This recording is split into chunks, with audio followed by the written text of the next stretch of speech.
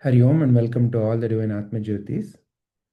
So today, the first question that we want to explore, we are going to begin the Prakriyas, understanding and deepening our exploration of Prakriyas.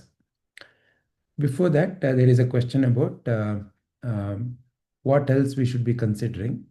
And one of the points that has come up from Shilpa ji is that about how the interpretation of Bhagavad Gita uses a lot of Bhagavatam in ISKCON books. So through that, one of the questions that is arising is there are different ways of interpreting the shlokas. And therefore, we want to understand, first of all, what is the Dvaita, Vishishta Dvaita, and Advaita. So this is the question, Shilpa ji. Currently, what is your viewpoint about what is Dvaita, Vishishta Dvaita, and Advaita according to you? Actually, I do not know what is Vishishta Advaita, but Dvaita is the duality and Advaita is the non-duality, oneness. That is what through Adi Shankaracharya, even the verses which we went through, this is what my understanding, Vijayji. Okay. When you use the word duality, can you explain more? What is the duality? Duality can be to any extent. For example, if I consider me, my myself, including BMI as one, then the external to BMI will be considered as another. Or if I consider myself as one tiny Atman, I can consider the external entire universe as one more. I mean, like that. My understanding or my interpretation of Advaita is duality to any extent you can take. Like my family, another family. My planet, another planet. So that way I understood, Vijayji. Okay, so Dvaita is where I am separate from something else, and whatever Yes. I'm separate from, so I am there and something else is there, and therefore there is a feeling of two. Yes. Okay, all right. And Advaita is? Advaita is it is oneness. So it is like whatever the eternal, whatever the consciousness we think, it is like all one. Like there is no duality there. There is no separation. So I include. It is like an inclusion. Um, Everything comes under oneness. That oneness can be that enlightenment or whatever you term it as. That is how I consider that as oneness. There is no question of duality from any corner. Okay, all right. And um, what is this Dvaita or Advaita? Are they some kind of set of practices, beliefs, or way of life? What is according to you is these two? According to me, is it is the way of life, the truth. We have to look at it, and because Advaita, I mean, ultimately, it is one universe, right? It is, or maybe I'm saying visible universe or invisible universe. So it is only one. So that, uh, uh, so according to me, it is the truth. Um, so um, how I should put it, Vijayji. It is not a practice actually. It is not a framework to say Advaita framework, Advaita framework. But ultimately, it is how we perceive the things. Though, though, for example, before I joined the classes, though I am aware about Advaita policies of principles. Sometimes we tend to believe that this is different from me, that is different, this is not mine, that is mine. So that kind of duality, it is coming, and which is leading to a lot of sufferings, right? So ultimately realizing oneness is something which brings um, which brings the union, which brings the inclusion in everybody. So I feel that the truth is Advaita. Dvaita is again from the perspective of how we take up the things. Vijayji. Okay. So, just to clarify, then it is a way of life. Is that what I'm hearing? Huh. Okay. Yeah. Okay. So, can you go a little deeper? So, when you say, okay, so someone is living in a, so how should we use it in a sentence? Is it appropriate, according to you, is it appropriate to say, oh, someone is living with a Dvaita Bhava, or someone's way of life is Dvaita? So we use that in terms of as a set of practices, right? Huh. So a set of practices is what we group. Oh, okay, so they belong to uh, this group. As an example, celebration of Sankranti is an Indian group, whereas just an example, whereas somebody from, let's say, Russia or some other country may not necessarily be following that ritual or that particular festival. So, based on the set of festivals, the food habits, the clothing habits, the belief system, their the way they set up their family. So we call it all of them as way of life, right? And we are able to see very clear distinction in terms of what kind of festivals are let's say organized by a Indian family versus a Russian family at a international level. And within the Indian families, depending upon various belief systems, there are differences. So how should we use this word Dvaita in this context? When you say it's a way of life, what is according to you? How should we use it? Is it like a group? Okay, so these group of people are Dvaita people. These group of people are Advaita people. Is that how it is? Can you clarify? When you spoke about the celebrations or whatever, I feel those are diversities, Vijayji. I don't know whether we should tag them with Dvaita, because Dvaita is something, again, I don't know, should I call it as a belief, or maybe the level of understanding should I call? Um, uh, because we can't tag, because I'm from some kind of background. Let's say my Ilavelpu, my home god, let's say, is Sri Venkateshwara Swami, and let's say for you it is Shiva. So it doesn't mean that I'm not uh, terming or coining myself as Dvaita. It is maybe some belief system there comes, and maybe some diversities, but Dvaita and Advaita, I'm thinking from the understanding perspective, from the realization perspective, from everybody, Vijayji. Okay, so there is an understanding about life, and that understanding is what you're tagging as Dvaita way of understanding life or Advaita way of understanding life, and because of that, certain things follow. Yeah. Okay, fair enough.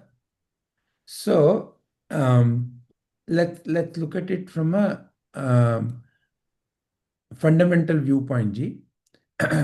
So when you hear the word Dvaita, as the word itself indicates, there is a sense of two somewhere. Okay, Dvaita. There is two. And then purely from a word viewpoint, Vishishta. Vishishta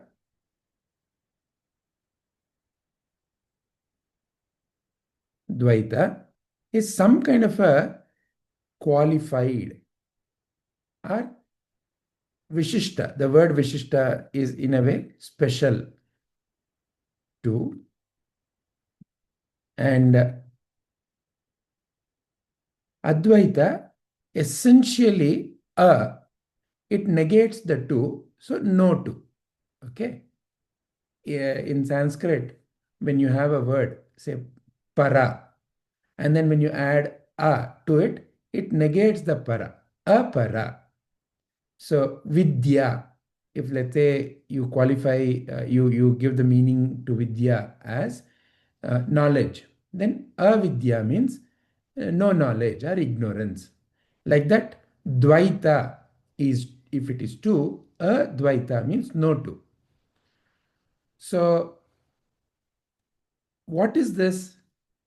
At one level, if you look at the way people are, irrespective of which gender, which country, which community, which age group, when you look at the way people are, meaning in their way of understanding about reality of life, you can group them into these three ways of, or these three categories broadly. What does it mean? Like you rightly pointed, in the Dvaita, there is a feeling of I am someone who is separate from the rest. I am a man and I have come to the world. And in the world, there are so many other objects. There are other people, other animals, other plants, so many things. And further, so on and so forth. I can classify them in many different ways. But broadly, there is a feeling, there's a deeply held feeling which is stemming from a deeply held understanding of life, or a deeply held belief about life, that I am separate. I have come to this world. This world exists and I have come to this world. There may or may not be a clear examination of how did I come into this world, but it begins there. It begins as I and the world. So there are two separate things. And that can naturally lead to the question of, okay, so how did the world come about? So then I have to have an explanation. So the explanation is, world is created by God. So there is a power, because I see that everything needs a cause. So what is the cause of the world?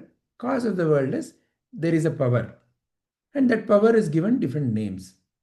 It could be called as Holy Spirit. It could be called as uh, God.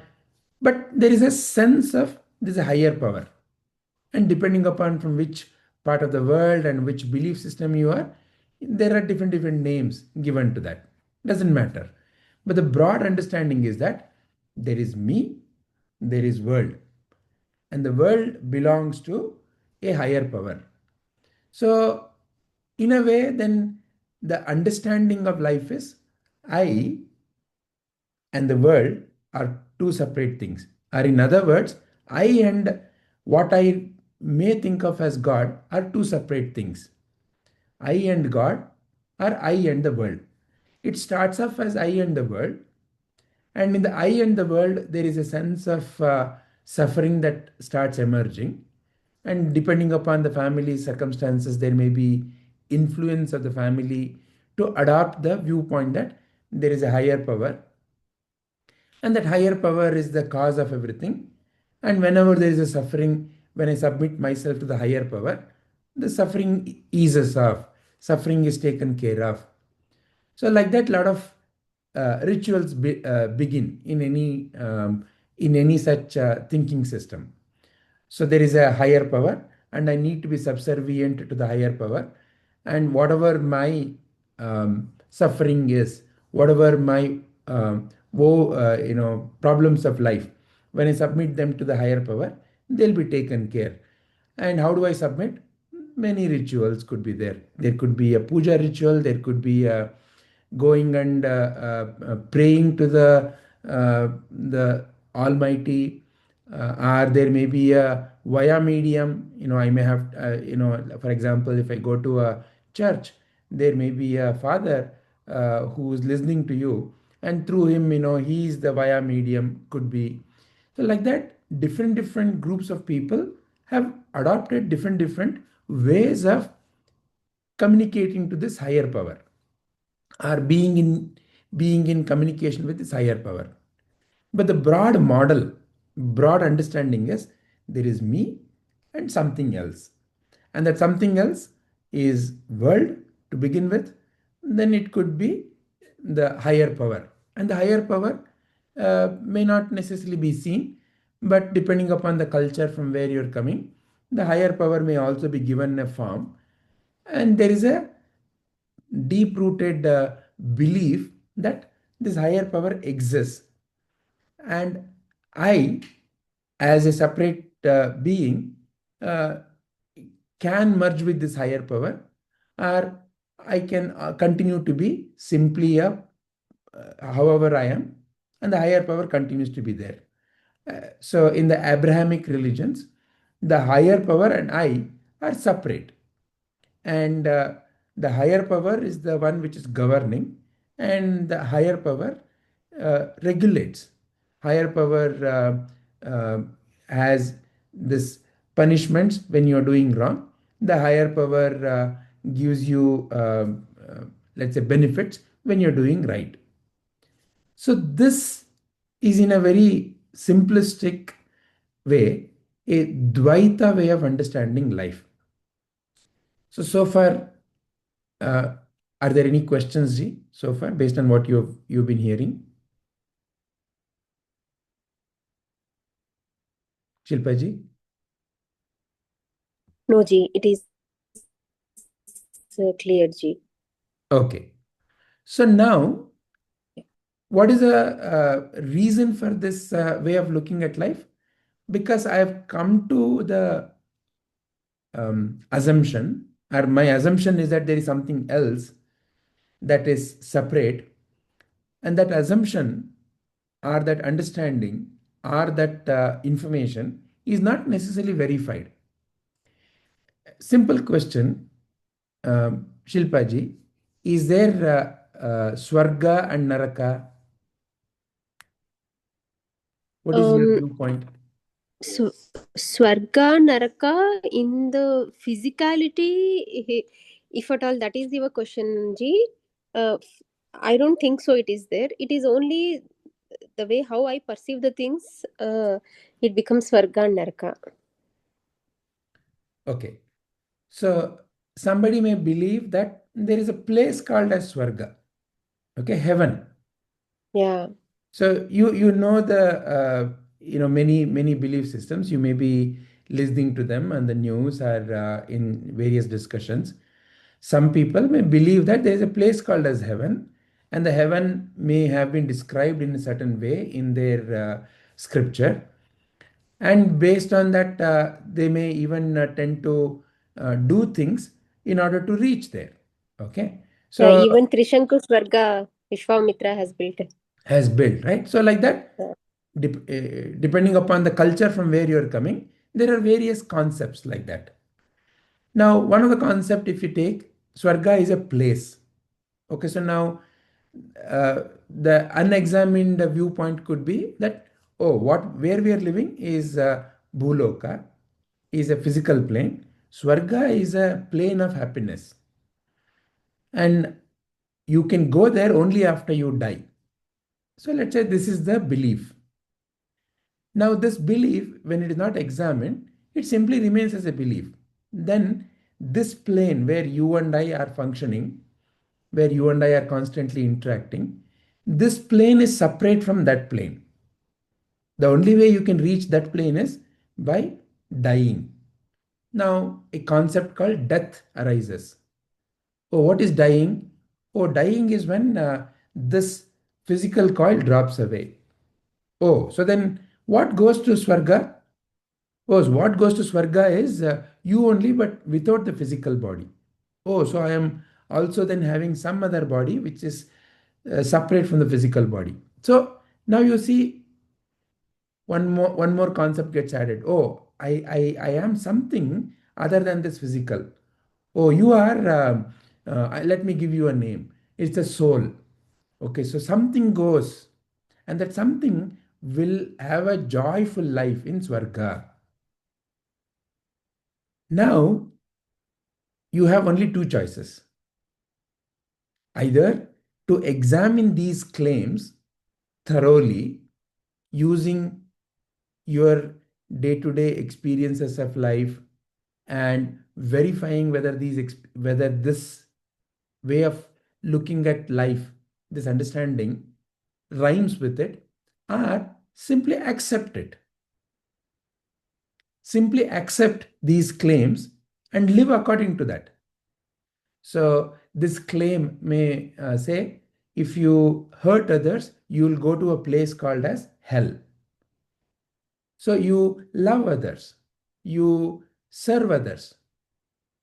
Great. If you simply accept this, and at least even out of the fear, if you serve others, it does some good to you and to the people around you, to the circumstances or the situations and the society around you. So by not accepting, then you need to have a way of examining whether these claims are correct or not. But fundamentally, you have only two ways: either to simply accept the belief system and never examine that, or to examine that belief system. Now, when you do not examine the belief system, not that it is anything wrong. Maybe you don't feel that, I should ever question this. Um, some people say, no, oh, I just trust. I just trust. I just have faith. Again, depends upon one's own mental makeup. Uh, Faith is also a great tool. Faith is a great energy.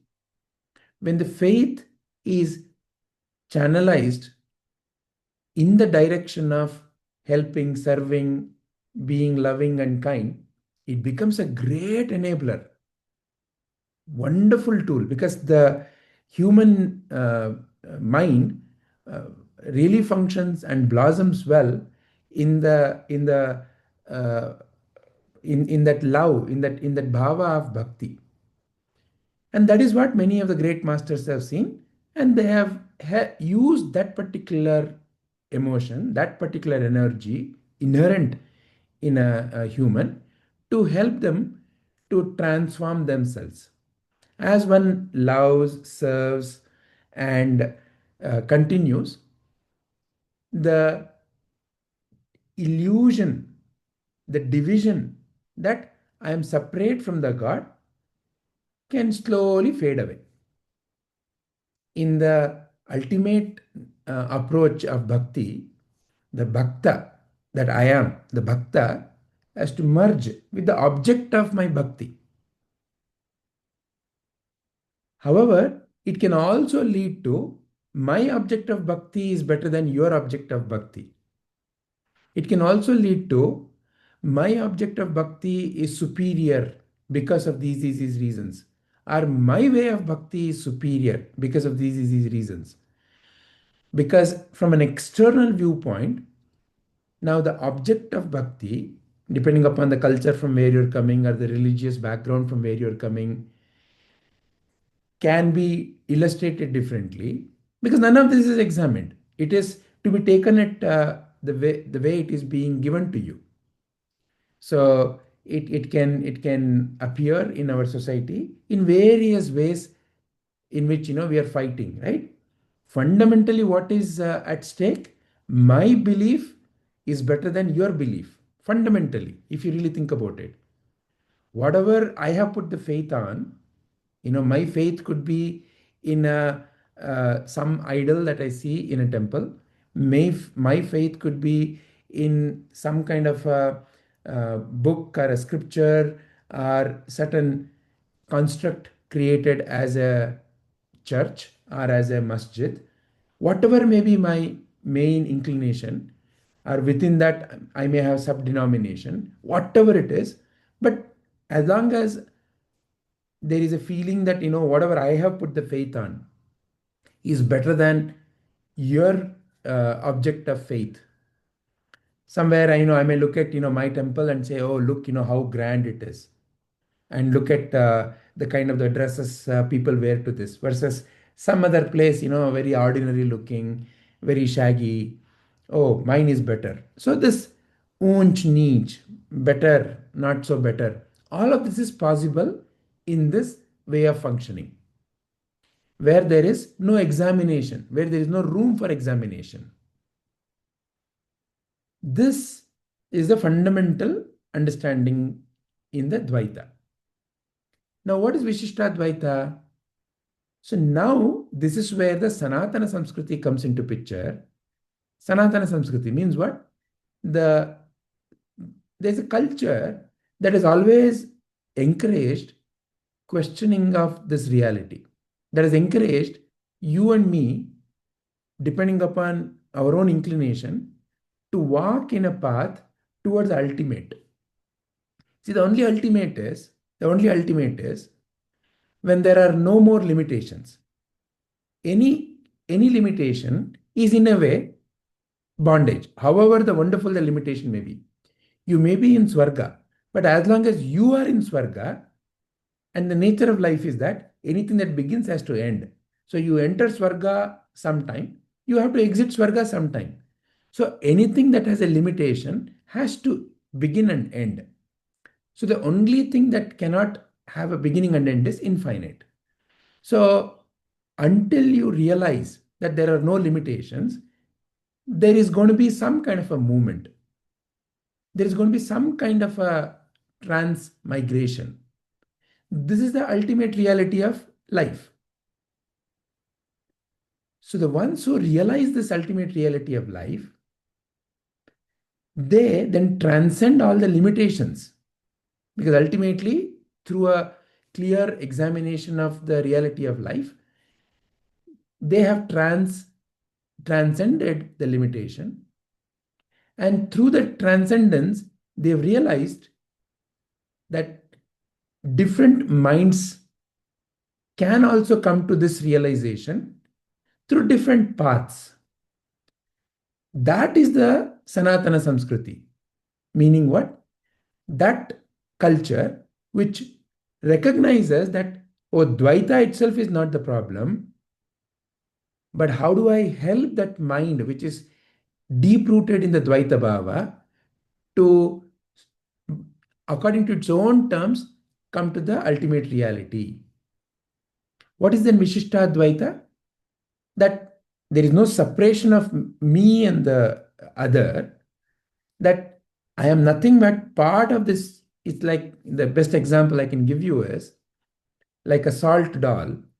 A salt doll sit on the shores of an ocean, feels there is ocean and me. A salt doll that has started entering the ocean feels, oh, I'm part of the ocean. And the Advaita is a salt doll that has completely become water only. There's nothing, no more salt. Okay, it has become now part of the ocean, which is nothing but water. There is no more sense of separation. So Advaita is that ultimate. And the masters who realized the ultimate reality of life also realized that there are different minds, and they can come to the same realization through their own inclinations. So bhakti is a great power of transformation. Karma is a great power of transformation. Kriya, that is nothing but energy transformation, is a great power of transformation. Jnana, someone has a very thorough analytical way of understanding life, is a great power of transformation. So when all of this is identified and synthesized and brought to day-to-day life without any kind of um, uh, limitations, and not necessarily saying this is better versus that way of functioning then starts becoming a wonderful way of life. That is a Sanatana Samskriti. Whereas some other cultures may not be so accommodative. Some of the other Samskritis, especially some of the Abrahamic Samskritis, in the way they have cultivated the thinking system and the societal system, tends to put one against the other. My way or highway. My way is better, your way is incorrect. Whereas Sanatana has not taken that viewpoint. It has encouraged acceptance and reconciliation of different viewpoints of the world. But coming back, fundamentally, within the Sanatana Samskriti, when there is a deep rooted faith in the existence of God, bhakti is the way to transform that mind into the ultimate reality of life. And Vishishta Advaita is like in between. It begins with bhakti and it can transcend into final reality. And the final reality is there are no more limitations. No two is not about defining oneness. It is not one. No two is not one. No two means there is no separation. The only the ultimate reality, the divine alone is there. And that's the ultimate real nature of life. So, to summarize, Dvaita, Vishishtadvaita, Advaita are three fundamental understanding, the way of understanding about reality of life. And in terms of how it manifests in the society, there are different ways it has manifested. The Sanatana Samskriti way of manifestation of these three ways of looking at life has beautifully reconciled and accepted differences and made them into a cohesive system. And that is what we understand through our scriptures, the karma, the bhakti, the kriya, and the jnana marga. So the great masters who have seen this, they've used these four different forces to help the mind that is deeply rooted in the Dvaita Bhava to eventually reach the ultimate destination. However, in some of the other cultures, again, could be just due to how it has been practiced, or due to whatever other political or non-political reasons, they have tend to become antagonistic. Me versus you, my belief versus your belief. So this is the broad summary. Is this bringing clarity, Ji? It's very much bringing clarity, Ji. So any further questions coming to your mind? No, Ji, not at all. Anyone else likes to add what to what has been said so far or what has been discussed so far, or any other questions?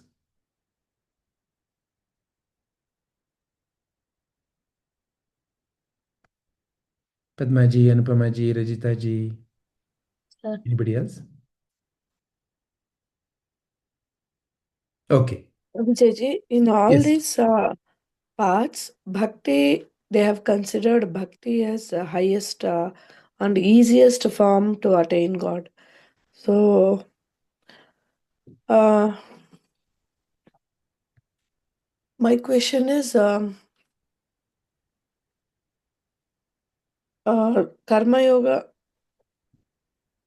but this bhakti, for initial bhakti also, some amount of purification is required, no, Vijayji? Or you just practice and that purification will come. So it is vice versa.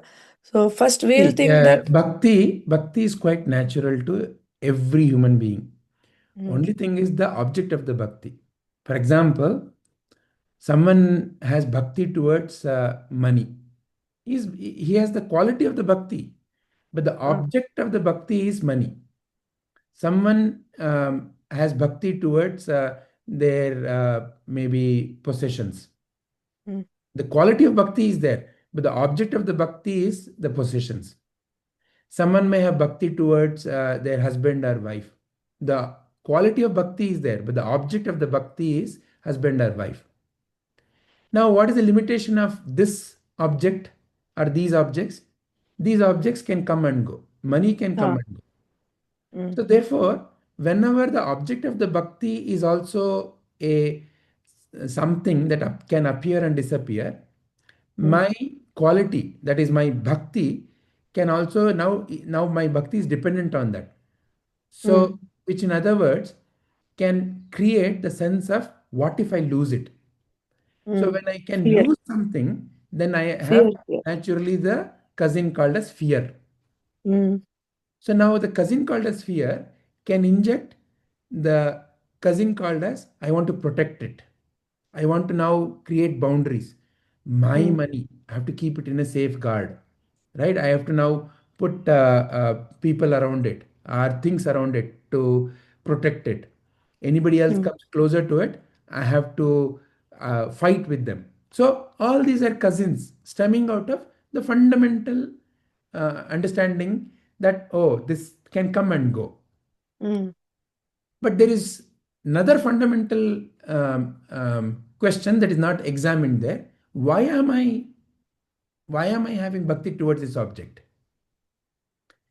Why am I attracted to money? Why am I attracted to this possession? Why am I attracted to my wife or husband or my children or my degree or whatever?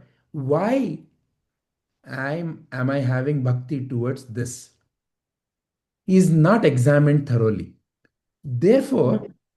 the underlying assumption stays, but the bhakti is on different objects. Now, compare that to bhakti on a power called as God. Okay, so a higher divine power called as God. Any object of bhakti has qualities. The quality of money is it can come and go, its value can appreciate or depreciate. The quality of the possessions can be, they can get old, no more they can be in fashion, because even in my mind I may have loved something very much many years back, but now it may not appear to be an object of similar attraction. Like that, any of these objects have various limitations. Similarly, now examine a divine power, a idea called as a god. Yeah, and especially when it is crystallized into a certain form, there are various qualities that are associated. So when you look at Rama, what are the qualities? When you look at Krishna, what are the qualities? When you look at Vishnu, what qualities? So the great masters who realize the power of a divine form put divine qualities in those divine forms. Now, the object of the bhakti is a divine object. Meaning what? It does not have many of the limitations. So, the same power of bhakti, when it is on the divine object, the same power of bhakti can start now transforming. What is the quality of um, Rama? He is Satyanishta, Dharmanishta. Oh, see, the same when I constantly reflect on Rama, I develop the qualities of Rama. I develop his Satyanishtata. I develop his Dharmanishtata. I develop his kindness. So, in that way, it naturally starts transforming you. The object on which you focus naturally transforms you. If it is true devotion, not for the sake of showing it to the world. uh, I'm using bhakti here in a sense of they have that true devotion towards that object of the bhakti. So this is where bhakti becomes a easier, because as a body it is easier to connect to something in a form.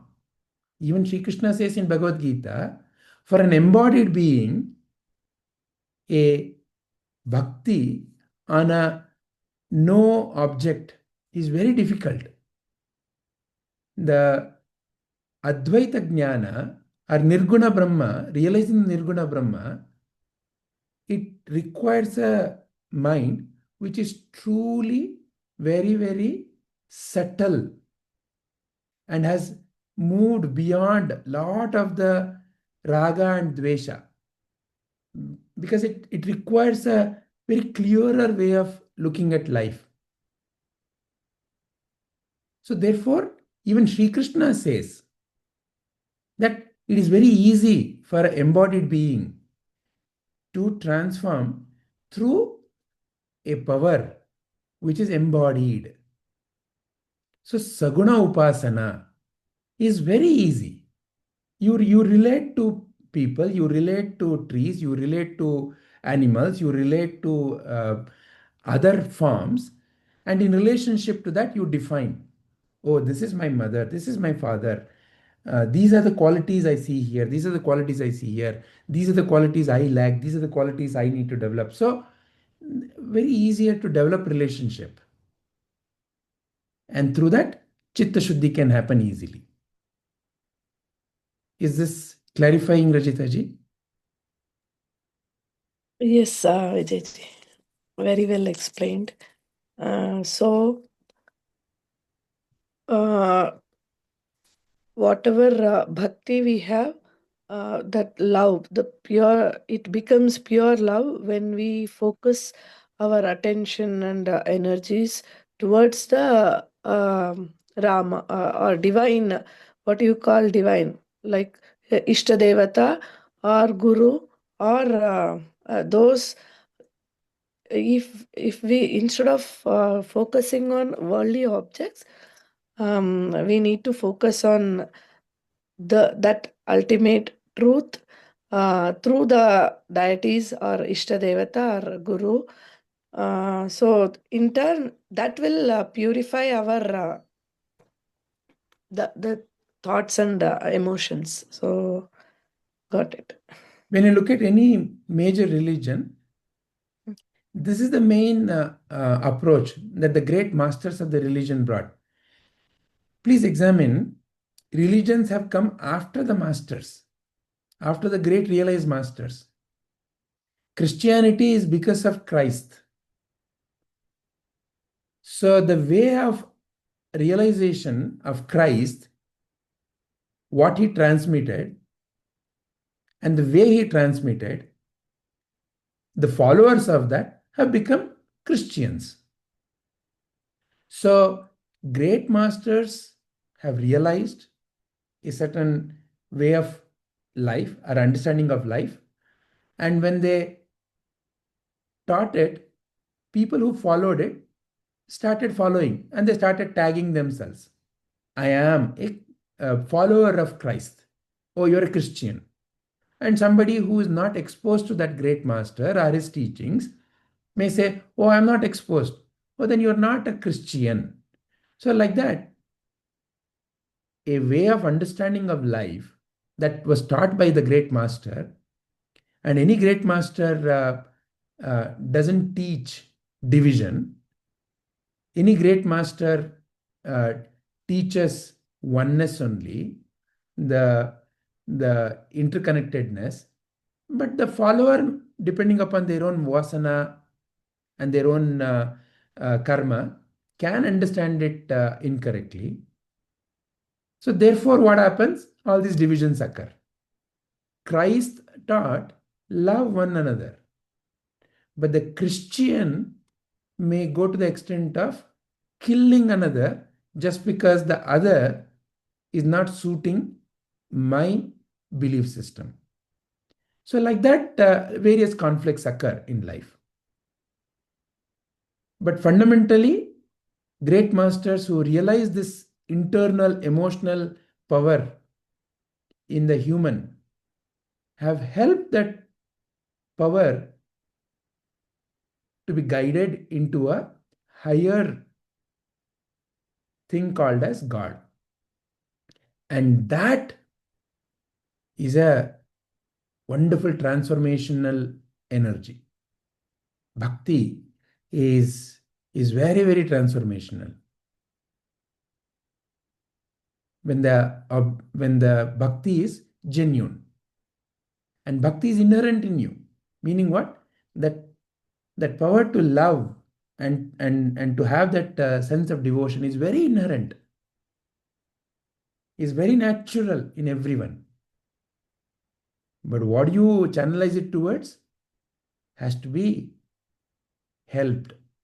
And that is where these religious practices and various religious beliefs are. Unfortunately, they can also take this negative color.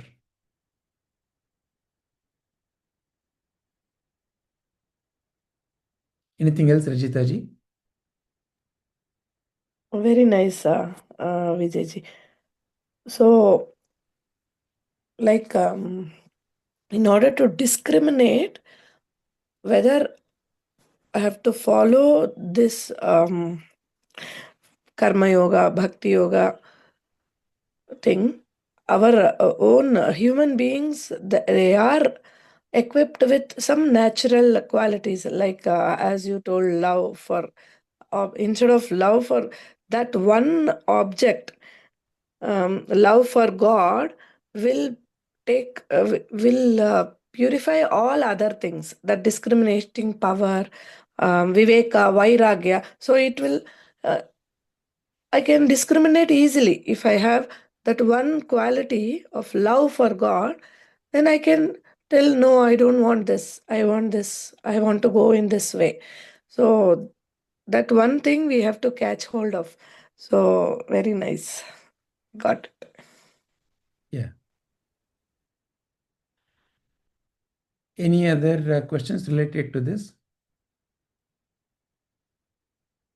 So now, Shilpaji, coming back to the initial question that you raised, fundamentally, in terms of the way one interprets Bhagavad Gita, there can be a Advaitic way of interpreting Bhagavad Gita. What is Advaitic way?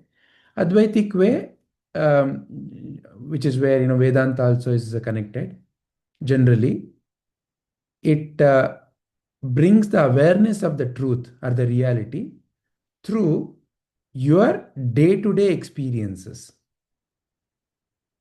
As an example, every assumption can be examined. So that is why Vedanta encourages a systematic understanding of life through your day-to-day experience. It doesn't bring something mystical, something magical, something as a believe in it, have faith in it. It doesn't use such language. It simply starts asking questions and simply constantly reminds you that, look, your way of looking at life, when it shifts, you'll realize the wonderful Adbhuta called as life. That's all it says. It doesn't say have belief in a higher power.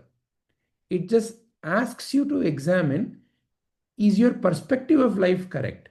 Are you looking at life with the correct understanding? Have you examined your understanding? And it appeals to minds which are more analytical in nature. So therefore, Advaita interpretation may not have the same language as the Dvaita interpretation.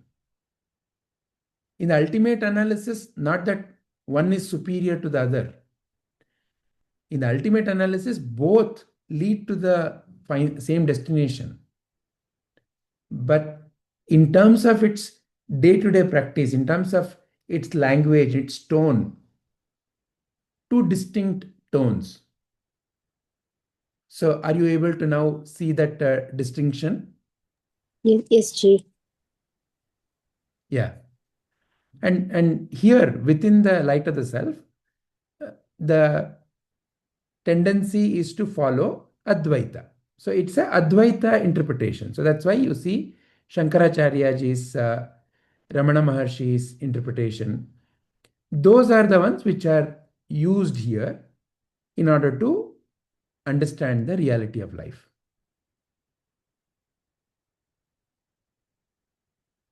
So does it mean ISKCON is not is using Visishtadvaita Dvaita, Ji? I mean, that is what you said earlier. The main path is bhakti in ISKCON.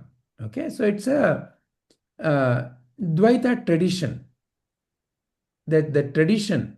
See, any groups you see or any home you see, every home has its own tradition. Oh, this is our tradition. This is how we follow this particular, or this is how we practice this particular festival. these are the dishes we make. So like that, you will see some differences, right? It is not to say that one is better over the other or one is lesser than the other. It is simply to say this is the tradition. So like that, the main tradition there is bhakti. The main approach is bhakti. So if I mean, just to if at all we take Bhagavatam as one of our next scriptures to walk through, the tendency is to walk through Bhakti Marga or Bhakti Yoga, which is kind of falling into the bucket of Dvaita principles. Because see, for example, I'm just asking the question. So it brings it directly introduces, okay, a idea called as Vishnu Bhagavan. Okay, so now what is your way of, with the current experiences, what is your way of relating to Vishnu Bhagavan? It has to be then, oh, there is someone called as Vishnu Bhagavan. Someone. Now, mind then, makes up, fills the rest of the story. Where is he? A place called Vaikunta. So now it's a nice imagination, it's a nice picture. Your mind, if let's say it is too analytical, if it starts asking, hey, I've never seen this Vaikunta. I've never seen a fellow with all these four hands and with all these kinds of instruments. I don't know. I have never seen. Is it just pure imagination, simply made up? Mythology. So now see the word mythology comes. Myth means a false thing and stories about a false thing. Whereas Purana is not mythology. Purana is how to bring about awareness of the truth through story forms. Because human mind connects to story forms, easily understands characters, qualities. So you can talk about the sattva, raja, rajo, and tamoguna as three qualities. It doesn't really create a sense of what it is. But let's say you say there was a village, there were three beautiful sisters. One always used to wear red color sari, another one black color sari, another one yellow color sari. And like that, when you start explaining, one's name was Rajomati, another one was Tamomati. So you start creating certain images in the mind. Oh, a village, a place, a person. Oh, this is how they were. But what is the uh, tool that is being employed here to bring your awareness towards a certain underlying truth? It's like, because you are aware of data sciences, when you are given a data set, you extract certain features and you use those features to create your data model. So if let's say you're given attendance of all the people in a classroom, hidden in that there is a feature called as how regular one is. It is not visible, it is hidden, and you use certain approach. Say for example, oh, let's count the number of days a person has attended the school. Now as soon as you count, you start seeing something that was hidden so far called as how regular someone is. So like that you can extract features. So this is one way of looking at life. You have a data set and you extract features and you create a model out of it. A very analytical way of understanding. But when the mind is not inclined towards such analytical approach, it can also be brought into that reality through beautiful, wonderful stories. And initially, the story is the vehicle of communication. And as the mind matures, the mind will ask, okay, why? Simple question. And the Ganesha story, we always say that Uma, Parvati, made Ganesha. From what? From the dirt on her body. She made from the mud, from the dirt. she made Ganesha. And then eventually Shiva came and cut his head. And now same Parvati comes and starts crying. Please save him, please revive him. Natural question, no? She is the one who created him. Why should she worry whether Shiva killed him or not? She can once again bring him back. But why is she crying?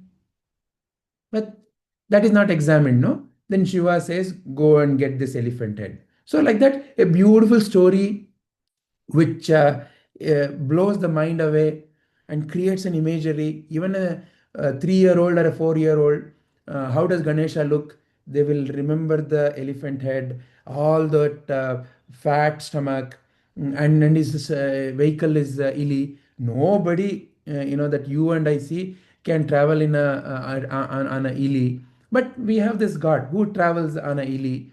So all these beautiful images are given, and mystical stories are told. So it captures the imagination. It goes deeper. See, the medicine called as truth can be delivered in the direct form, but it may taste bitter. But when it is delivered, coated with sugar, it still goes and gets digested, and it still does its work. So that is how the Purana, the great creators of Purana, Vedavyasa Maharshi, understood the nature of the human mind. So all the Purana stories are attributed to Vedavyasa Maharshi. So that is how the Puranas have come into existence. Puranas, therefore, are nothing but story format of the reality or the truth. Is this distinction clear, Ji? Very much clear, Ji. Very much clear. Thank you. Yeah. So therefore, if we take up Bhagavatam, not that it is anything wrong. We can understand the Advaita through Bhagavatam also. But the main usage of Bhagavatam is to be used in the Dvaita way of understanding and transcending the Dvaita limitations. So therefore, generally in the AVSC session, so what does AVSC stand for?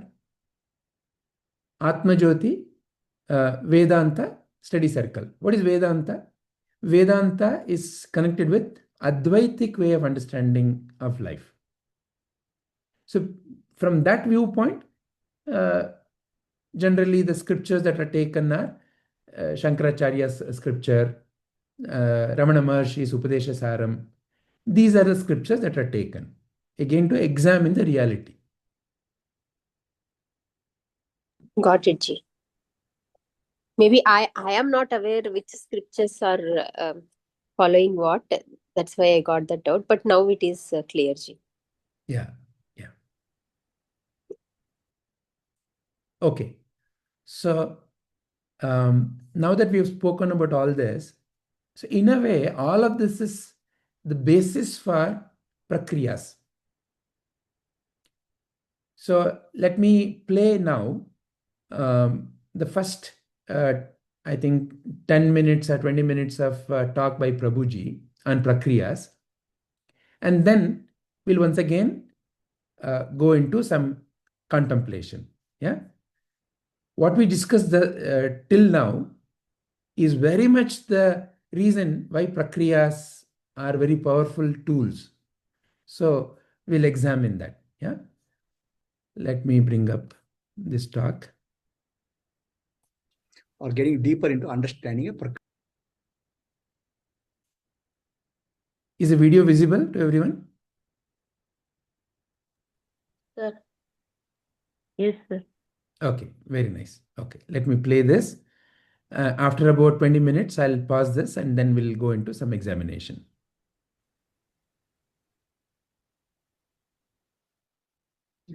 Yes. Please. Hari Om, Prabhuji. Hari Om. Prabhuji, want to know what is Prakriya? Okay. Vijayji, your question is, what is Prakriya? You're working on a research or getting deeper into understanding a Prakriya. Your question is, what is Prakriya? So you have to understand what is Kriya. Kriya means action. Kriya means action. Okay. So any action, anything which involves action, physical, mental, intellectual, verbal, kaya, vacha, manasa, buddhya, anything which involves action is called kriya. Kaya means physical, vacha means verbal, manasa mind, buddhya means intellectual. Actions are 4 types. So to get anything in life, in the transaction world, action is required. Without action, there is no result. Understand? So for example, I want some money. I have to work. Okay. I want some knowledge. I have to study. So studying is intellectual work. Buddhi act. So I want to enjoy something, experience something, that's mental, manasika. I want to talk. I want to I want to talk. These are verbal or physical. So kaya, vacha, manasa, buddhya, 4 types of kriya are possible for getting anything in life. That's called transaction in the transaction world. Right? Without action, there's no result. So now, if I want to go beyond action and get some deeper peace and happiness, that's called yoga. And for anything object in the world, I have to do action. Kaya, vacha, manasa, buddhya. Physically. For example, I want to get a good job. I have to study. Buddhi. Okay, intellectual action. That's knowledge acquisition. It's intellectual. I have to study. Then I'll get a good job. Then I have to work to earn money. So like that, actions are there. Right? So for going to job interview, I have to talk well. Then only I can get a job interview. Verbal, vacha. So mentally, I want to experience something. I want to experience a new product, ice cream or new sweet, and enjoy it. So this is mental action. So to get anything in life, I need to do action. That's called kriya. Right? So now the kriya is very important for anything, any acquisition in life, in the transition world. So then we come to kriya as yoga. Kriya becomes yoga. So kriya is yoga when I'm not trying to acquire something in the world, but I want to realize the higher truth in life. I want to a union with the Jivatma with Paramatma. A union. I want to have union. Then it becomes a yoga. Yoga is also 4 types. Kaya, vacha, manasa, buddhya. Kaya means physically. I have to do, people do physically various activities. That's called Hatha Yoga. Or they go to Yatra. Or they do Karma Yoga, service, which involves a deeper transformation in our life. That's called yoga. Kaya. Vacha Yoga involves stotra, chanting, japa yoga. Right? Like that, yoga is vacha. Manasa yoga is called upasana or meditation. So the typical word meditation in English is translated upasana. So meditation involves an object. Okay. Buddhya, intellectually, I can study some scriptures. So these are all coming under the kriya part. Some actions involved. Then there is energy level transformation. Energy level work. So this energy level work is typically called kriya yoga in the modern day. But really, anything, kaya, vacha, manasa, buddhya, whatever it is, comes under kriya. I call it as general kriya yoga. But specifically, kriya yoga is work on pranic shakti, nadi, energy. The whole purpose is to union. Okay. So union is for the sake of ananda, bliss. I want to attain eternal bliss. Now, any bliss you get through yoga is not permanent, it's temporary. With a union, you will get definitely more and more joy and peace in yoga. So this yoga, that's because in yoga, there is a sense of duality. I want to have union with the higher. There's a sense of duality. As long as that sense of duality is there, the bliss is temporary. So that temporary bliss or ultimate supreme bliss which you get temporarily is called samadhi. It's temporary. You will attain a state of peace, bliss, as long as the samadhi lasts. So the whole purpose of action in the world, or whole purpose of yoga, is to get some happiness. In the world, action is to acquire something. In yoga, by becoming in union. But both a transaction world and yoga, there is a duality. Kaya, Vacha, Manasa, Buddhya. Manasa yoga, manasa when I say is Upasana or Bhakti yoga. Buddhya is Jnana yoga. So there are 4 yogas. But all involve Kriya, acquisition. Kriya is involves in knowledge. So now, going beyond Kriya is called Prakriya. You have to go beyond Kriya, beyond action. Why you have to go beyond action? We want to attain Ananda. Ananda means infinity, boundless. So to get infinite, no amount of finite actions can lead to infinite. Infinity is not a result of finite actions done infinitely. Infinite times I will do chanting of chanting. That will not lead to infinite. Infinite time I'll do some some karma yoga or whatever is that. Action cannot lead to infinite. Action can only lead to finite result. You can get happiness. Okay. So you will come sometime you realize yoga and yoga in the various types of action and action in the physical world cannot give me infinite bliss. Infinite bliss is called Ananda. So then you have to go beyond Kriya. That's called Prakriya. Kriya will not solve my problem. That's the problem.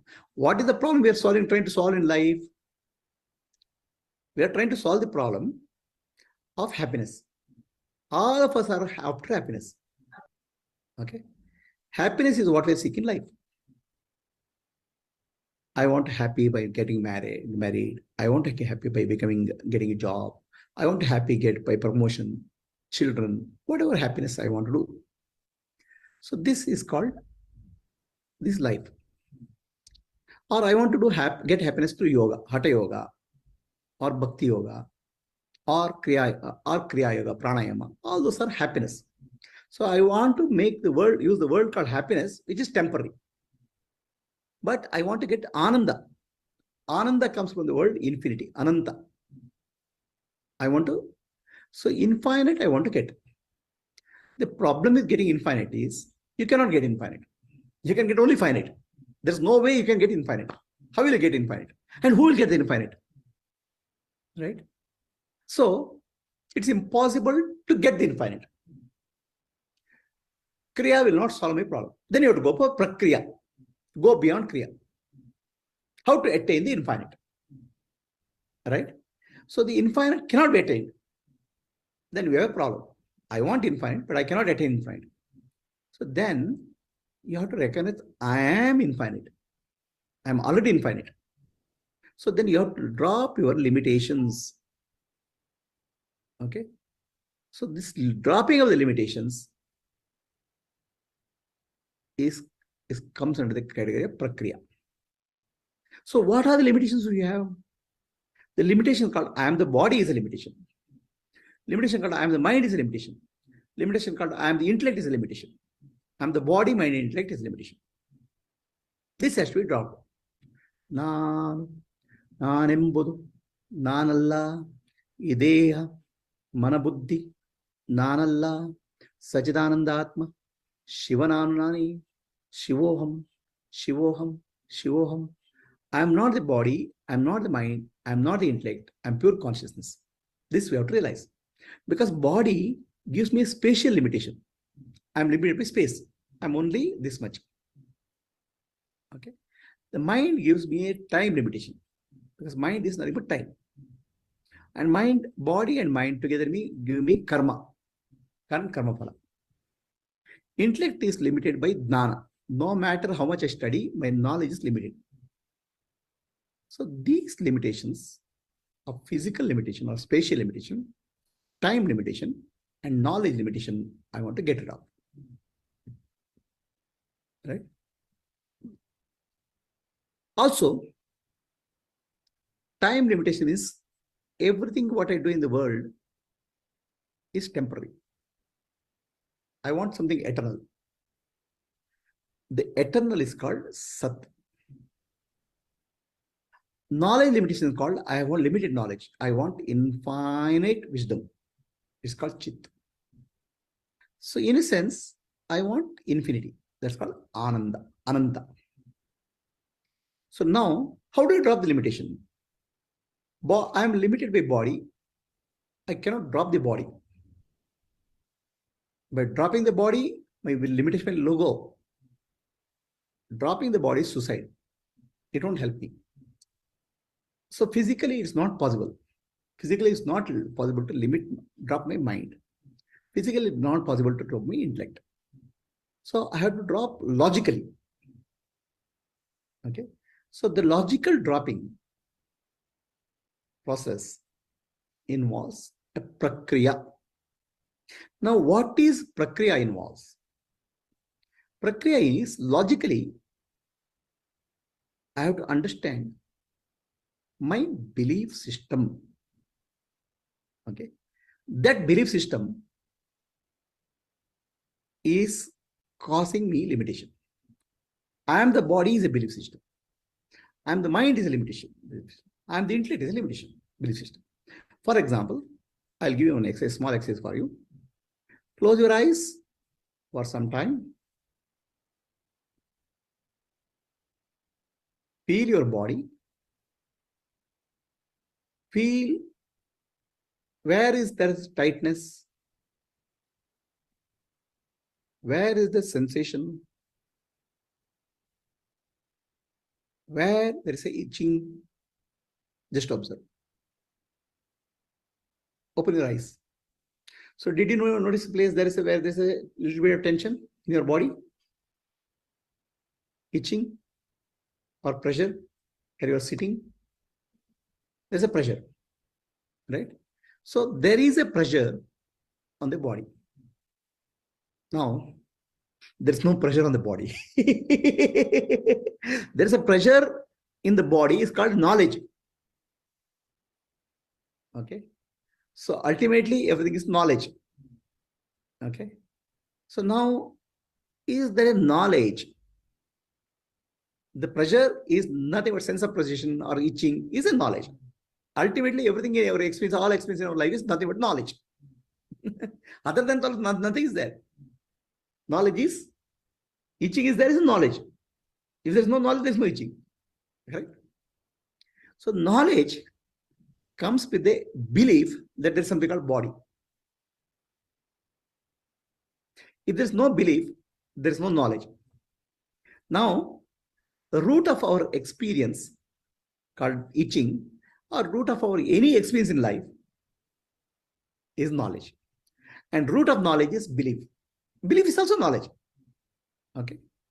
So now belief is a different kind of knowledge. When you say knowledge, right? Knowledge is nothing but name and form. Belief is also name and form. But Belief is a name and form, which is where there's no verification of what I'm believing. I'm taking it as true.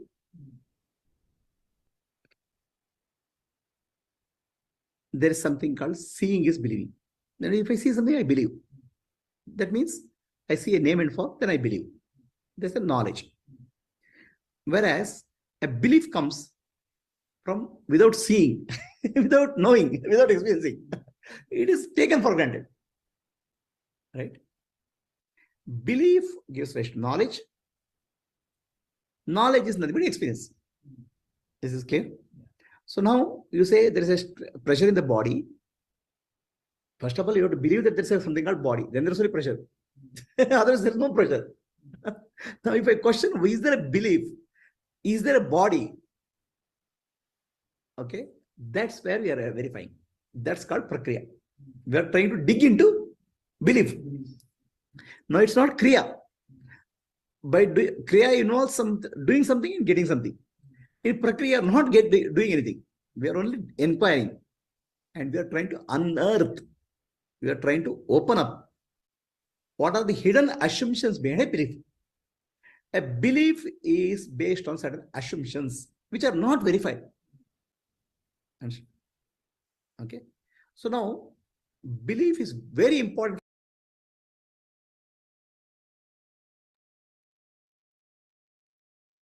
for us in life.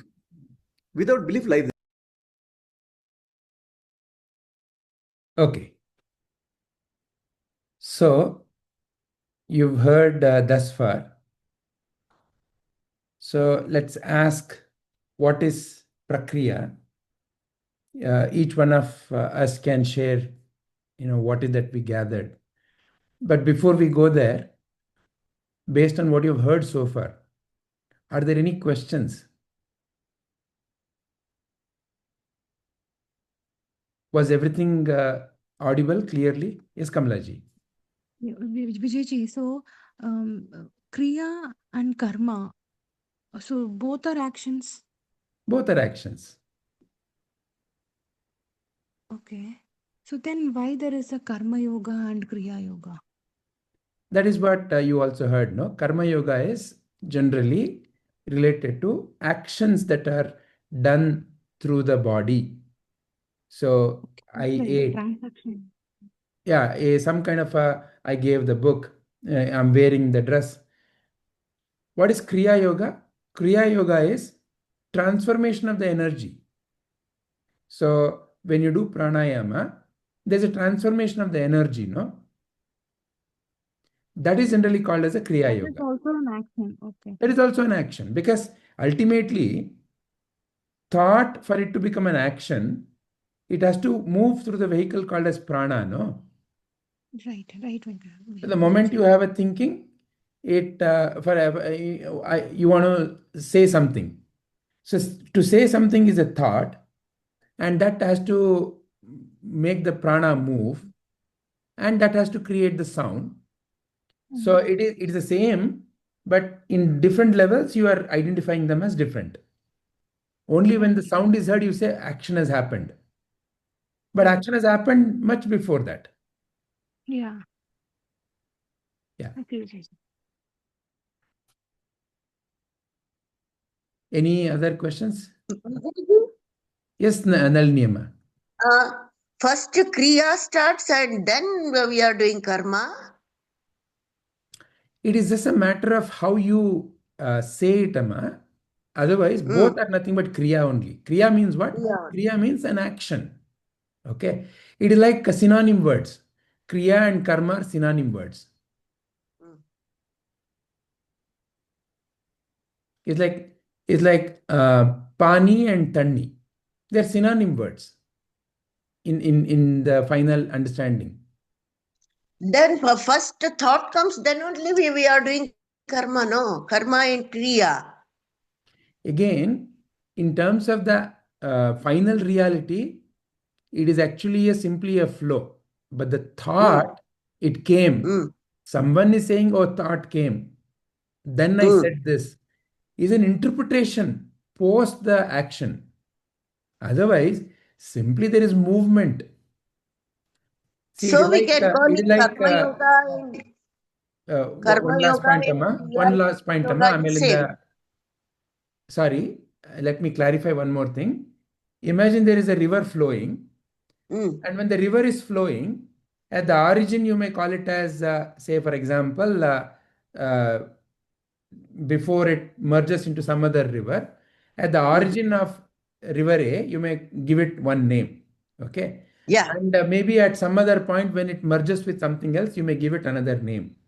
Yes. And when the same river is put into a channel system and used for irrigation and stored in some, let's say, place, you may give it a different name. Eventually, when it goes and merges into ocean, you may give it a different name. And different boundaries of oceans, you give it a different name. But ultimately, what are you naming? You're naming water. In different places, you're giving it different names. Okay. So the flow, the movement, you're calling it as kriya or karma. Again, technically speaking, the way we have come to use karma is an action that done through body. And energy related practices are generally called as kriya yoga or kriya. So they are used for all this pranayama and energy transformation related practices. That is the general usage. But when you look at it purely from the word standpoint, kriya and karma are essentially nothing but actions. And like how Prabhuji said, kaya, vacha, manasa, buddhya, karma is happening or kriya is happening. In another sense, so if we take, if someone chants 30 minutes of this one japa and all those things, some transformation will happen, no? That is kriya. Okay. Chanting is karma, and afterwards transformation will happen. This is kriya yoga. Am I right? Yeah. So see, karma is action, right? Now, kriya Yeah. yoga, when you use kriya yoga, it is used in a specific context, which is some kind of a practice. Okay, so do deep inhalation, make sure your stomach raises as a balloon. Now slowly exhale. This is also kriya yoga because you're using the prana shakti for some transformation. What transformation are you looking for? Oh, I want to feel peaceful. I want to feel energetic. That is the outcome that you're looking for. Who? Someone who thinks he is nothing but the body owner, or I'm the body. So as a body, I want to be energetic because I feel as a body, I have become less energetic. Therefore, now I have to become more energetic. Therefore, I have a fundamental thinking that I have to do deep inhalation and exhalation. So the Kriya Yoga is itself founded on certain fundamental assumptions or beliefs that I am a body. So this body needs this. So I do that. Or, oh, I have to become peaceful. I'm very jittery. I have to become peaceful. So I'm doing deep inhalation, exhalation. That eases my mind. I become very peaceful whenever I do that deep inhalation, exhalation. Okay. So that's a kriya. And that practice can be called as, oh, it's a stomach breathing. It can be given different names. Is this clear, Amma? Yeah. Okay.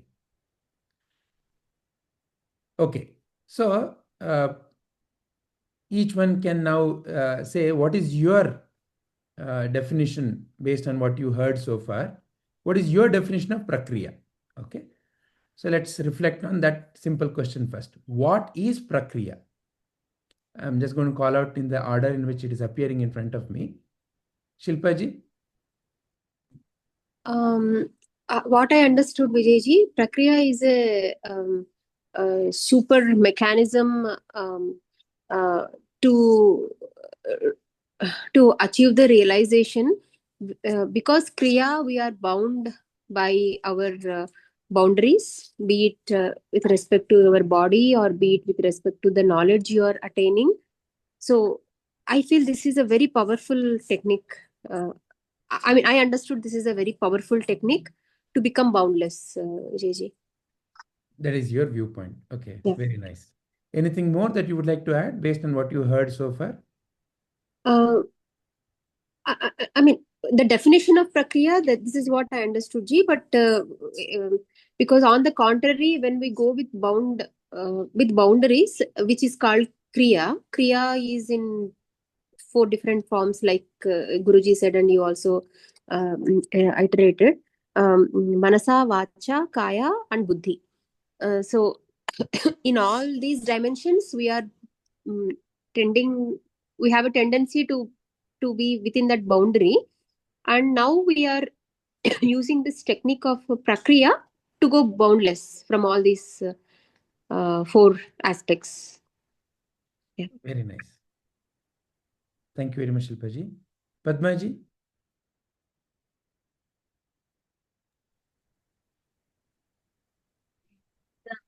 Prakriya, if put in a very simple word, it is just a process. Process for what? Process to examine the eternal truth. It is Vedanta has many Mahavakyas, but just listening the Mahavakyas is not of much help until it comes under deeper. You have to probe deeper to know that how that Mahavakya is truth for you, for oneself, that is. So I think Prakriya enables that. Okay. So, and for me, sir, through Tattva Bodha and everything else, we have listened to many Prakriyas, Nitya, Nitya, Mithya, Satya, all that. But yeah, to have it in everyday experience, I think this will be helpful. Yeah, going through each Prakriya separately. Yes. Very nice. Yeah. Anything else, Padmaji? No, sir. No, sir. I have one question though. Yes, please. 2024, Guruji had done one video on Prakriya. So I shared that in the group already, just I mean half an hour before. But the video that you have shared just now is a different video. Could you please share that as well? No, Ji, it is private property. It is not at all meant for anybody. No, I just wanted to know, like, is it, how different is it? That sort, sir. Yeah. Here he has given special knowledge. There he has given general knowledge. Certainly, I will share this. Yeah, yes, sir. Okay. Also, sir, could you also uh, you remember we had done the various meditations as well. So my question is, when we did the Bahya Samadhi meditation and the other one, so are those equivalent to these prakriyas, or they are considered to be separate? Like, So anything that I'm doing to attain something, so what is that I'm attaining? As long as it is dropping my limitations, it can be called as a prakriya. See, the important thing to consider is the fundamental assumption.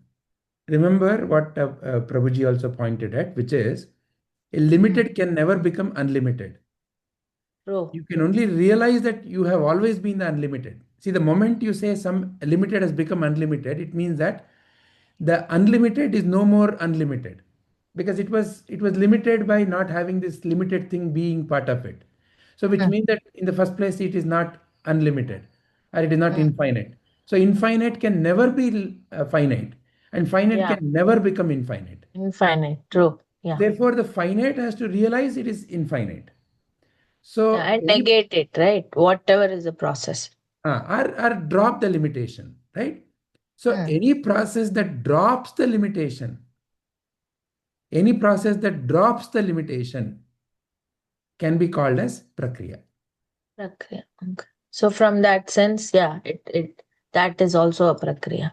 If it drops, but Yeah. if it prompts, oh, when I did that meditation, I'm very peaceful, so now I have to go and do it. Do it again. Yeah. Yes, got it. Again, please let us understand it clearly. It is not at all to say that we should stop practicing pranayama, meditation, True. yoga. It is only to say that there is a fundamental assumption that is driving that particular practice. What is the fundamental assumption? If that is examined, and if that fundamental assumption dissolves, leading to the uh, underlying truth, Mm. truth can never be gotten, truth can only Yeah. be realized. Yeah. Yeah. So anything, any tool that enables that can be called as Prakriya. Yes, got it. Thank you, Padmaji. Rajita ji.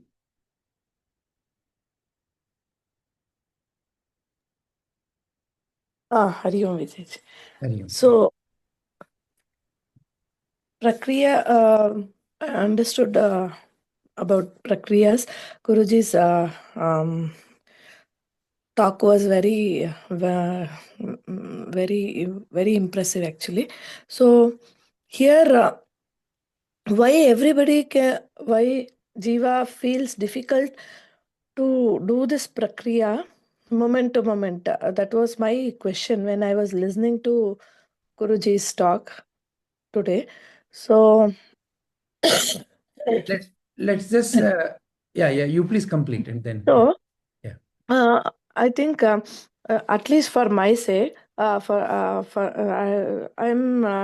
trying to analyze why am I um, not able to implement this prakriya moment to moment in my life, because my buddhi here, mano buddhi ahankara chitta. So my buddhi is not fully convinced that about this understanding, or that's what something is preventing me to understand this in depth.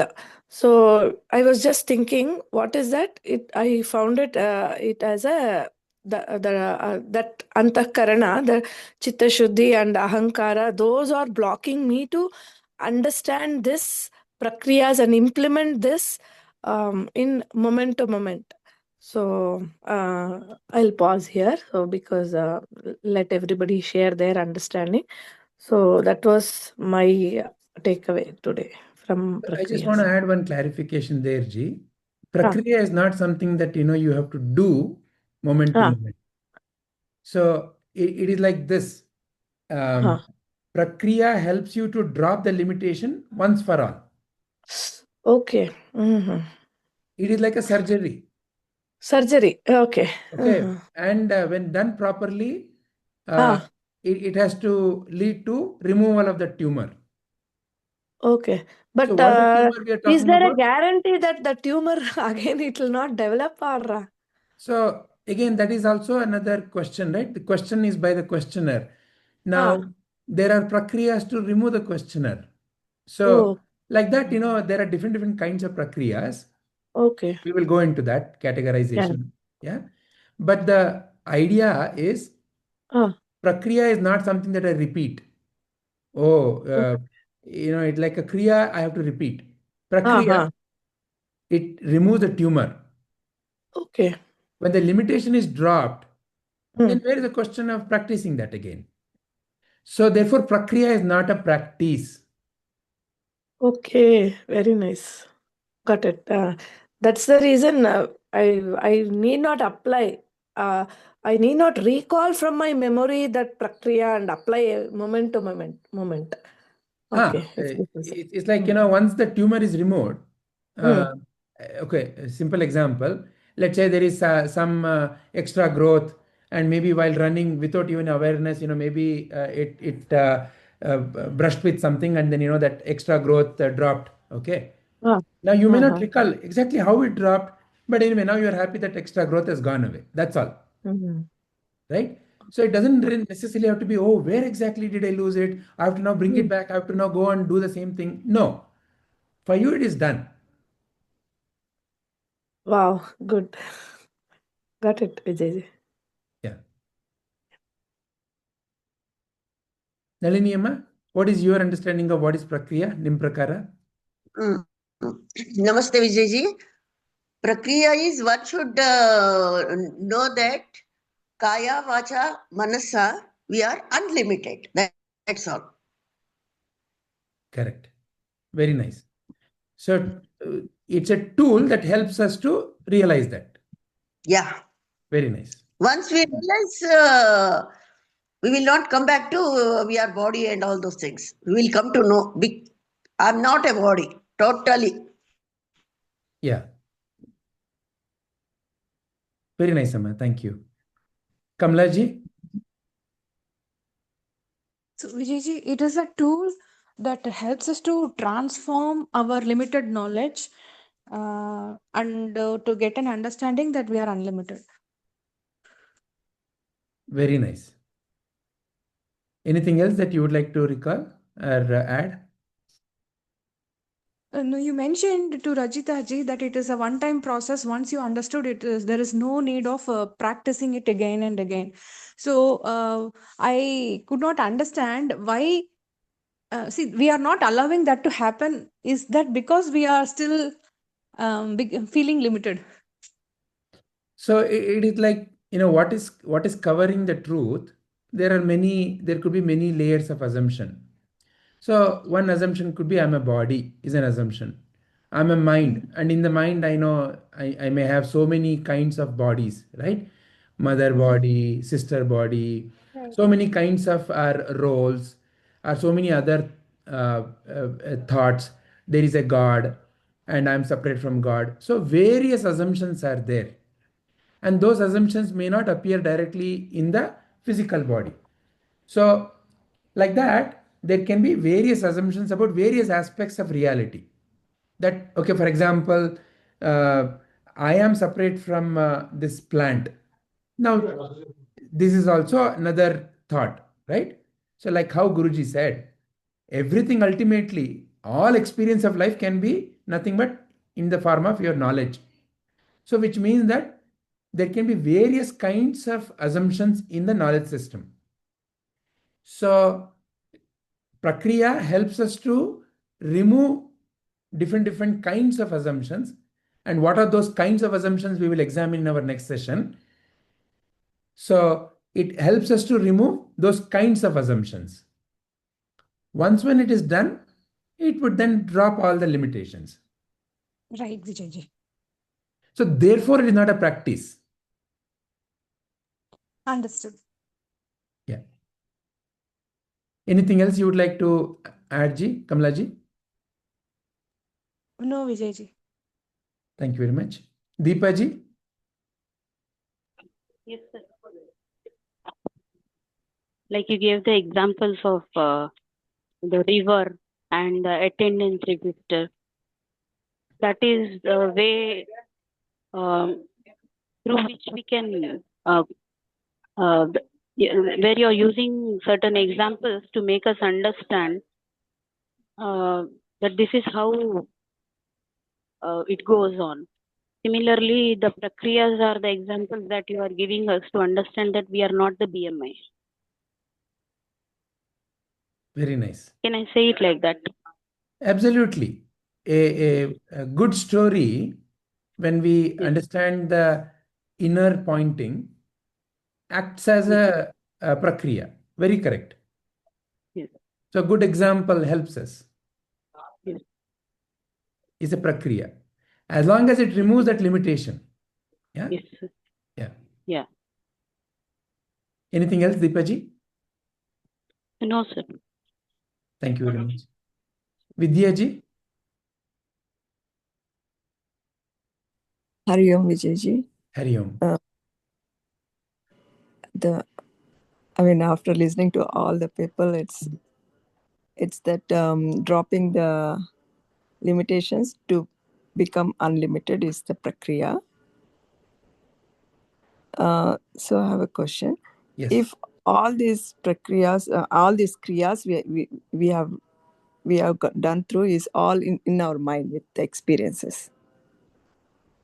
So the prakriyas is unlearning from that knowledge, that experiences. So examining what is the reality of those experiences, examining what is the permanent aspect by dropping the impermanent aspect. To drop the impermanent aspect, we need some vehicle, some tool. So, Okay. so to remove that impermanent aspect, the tool that is used can be called as prakriya.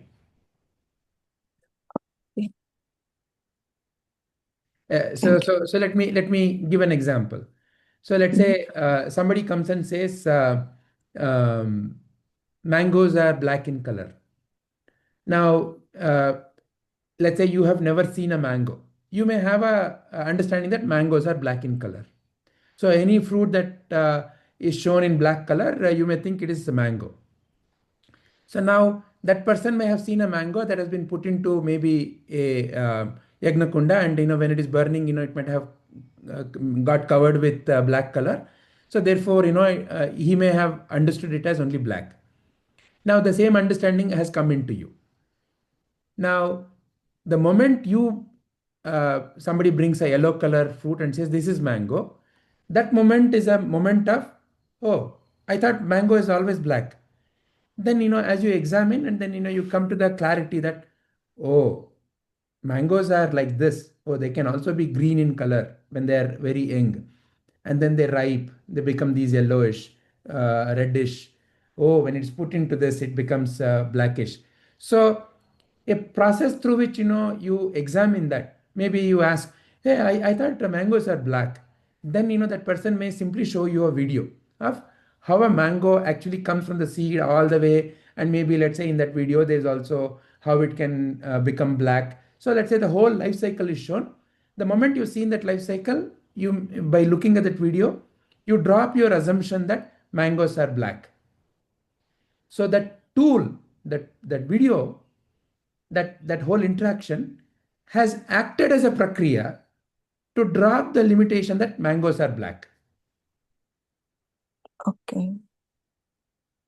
So the moment that realization has come, oh, mangoes are, look, it is in these shades of colors. Now the clarity has emerged. So then, you'll not stick to mango is black only. You'll be able to then say, oh, mango is green also, red also, yellow also, black also. And it actually, in the seed form, it is no color. So all of those things, now you are able to see very clearly, because that tool, that video, dropped your limitation that mango is black. Okay. Okay, Vijayji. Is it clear? Yes, Vijayji. Anything else? No, Vijayji. Wonderful. Thank you very much, Ji. Thank you. Vijay, I have a question, Ji. Is it okay Yes. to ask? Yes, please. When you gave this example, like through showing a video or explaining it, or whatever the acts, through the acts, we can make sure the person realizes. So it is happening through our senses only, no, Ji. So F. Prakriya also Yeah, involves you beyond senses also, Ji. it helps you to realize that you are beyond senses, but you have to use your senses only. It's a very sensible thing, Ji. Yeah. Without your senses, you cannot. It is not at all mystical. It is very simple, sensible thing. Meaning what? It is something that you will be able to examine through your body, mind, intellect only. Okay. Got it, Ji. And please remember, even what you call as mystical, magical has come into you through your senses only. Yeah, and it comes through senses, but But your it assumption have to becomes become that. boundless. Yeah. No, but your assumption, what happens in the magical thing? Say somebody comes and says, example, I was with this person and this person did something like this. and suddenly something appeared in their hand. My God, I became so speechless. So they may explain all these things. And now you have the choice of, oh my God, something magical is there. How did it come? Extra power is there, right? So like that, you have not understood how it has come about. Maybe for the person who has made this happen, they know the process, but for you the process is not known. Now it has gone into the category called magic or mystic, which is unexplained. There's a gap in understanding. Unexplained. It is much like how a villager who has never seen electricity, the moment you press a switch, light comes, it's magic, mystic. For you who may have studied electrical engineering, it is a phenomena. It's a phenomena that you have examined, understood, though in reality, nobody can really explain what is electricity, but still, to a certain extent, your mind has accepted, I know how it happens. So, therefore, for you, it is no more a magic or mystic or unknown. You say, no, no, no, I know the laws of the physics and this is how it works. You'll start explaining some concept. That's a difference. But both have come through your senses only. Clear, Shilpaji? Yeah, Vijayji. Now I'm also realizing. I asked one question very initially. Why should we take birth in the form of body? Is it needed? What is the purpose? I think I got the answer today, Ji. When we have that through senses only, we can practice and get the things and then achieve that state. That is what I'm just realizing, Ji. Exactly. See, the limited experience is only pointer to the unlimited. Unlimited can be realized through the limited. Very nice, Shilpaji. Thank you. Anupamaji?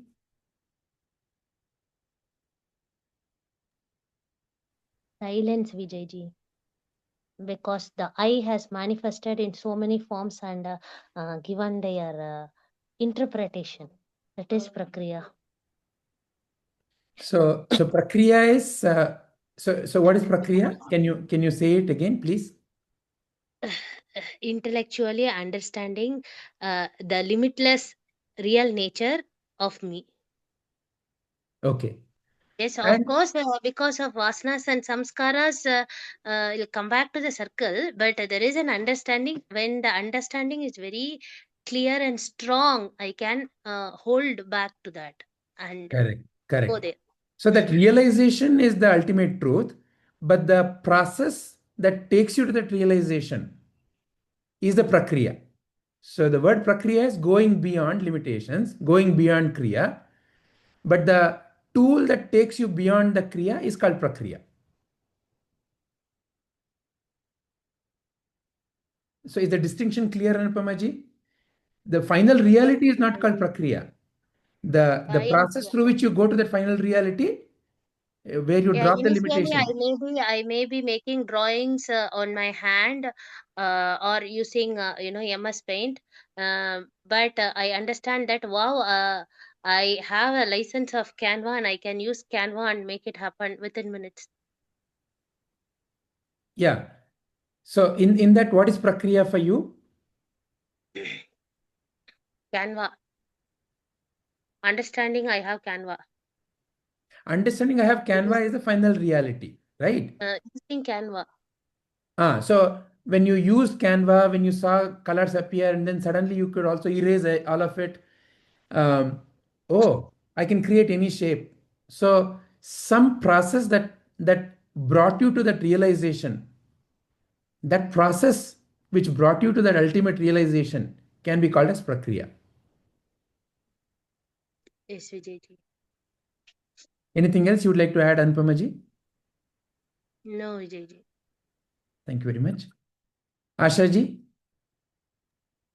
Hari Om Vijayji. Hari Hari Om Om. everyone. Yeah, For me, to understand what Prakriya is, so initially, whenever I used to come across this Mahavakya and also this Tattvamasi, you are that. I mean, I used to say it, but never used to believe it. It was very difficult for me to believe that you are that. I mean, you are the same divine exists within you also. So basically, maybe over a period of time, after hearing through many of the videos, like many of the gurus kept saying this, insisted saying the same thing. So maybe then I realized if everyone are saying the same thing and they're pointing towards whenever I used to try to understand like what is that ultimate truth, right? So then I slowly started understanding that.